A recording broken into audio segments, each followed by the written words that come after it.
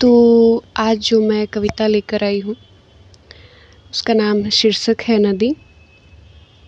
नदी होना कितना मुश्किल है और नदी होने के लिए क्या क्या स्वीकार करना पड़ता है, ये कविता उस पर है। जैसे आज की नदी नदी रह ही नहीं गई है, उस पर है कि फिर भी नदी नदी ही है, उसका कारण क्या है। तो कविता की पंक्तियाँ इस तरह है कि कितना मुश्किल होता होगा नदी के लिए इतना विशाल होकर निर्मल होना।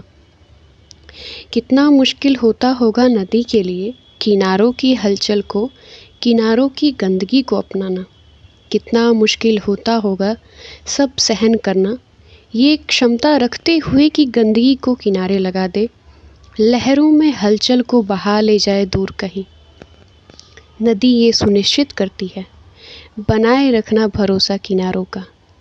कितना मुश्किल होता होगा नदी के लिए रास्ते बदलने का हुनर रखते हुए, उन्हीं रास्तों में निरंतर बहना जो रास्ते उसे नदी नहीं रहने देते।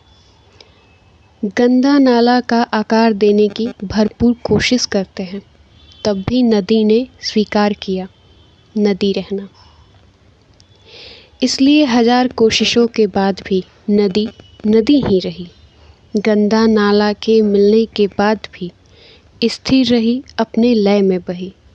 नदी चाहे तो रुख मोड़ ले, उद्गमित होकर पी जाए खुद को रक्षित होकर, लेकिन चुना स्वयं का त्याग दूसरों की प्यास बुझाने के लिए। नदी ने ये सब कुछ सहा अपना अस्तित्व बचाने के लिए, धरा की होकर आसमान तक जाने के लिए।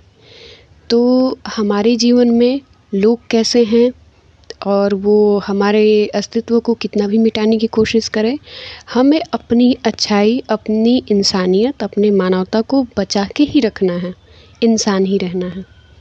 शुक्रिया। राधे राधे। कैसी लगी कविता आपको कमेंट में ज़रूर बताइएगा।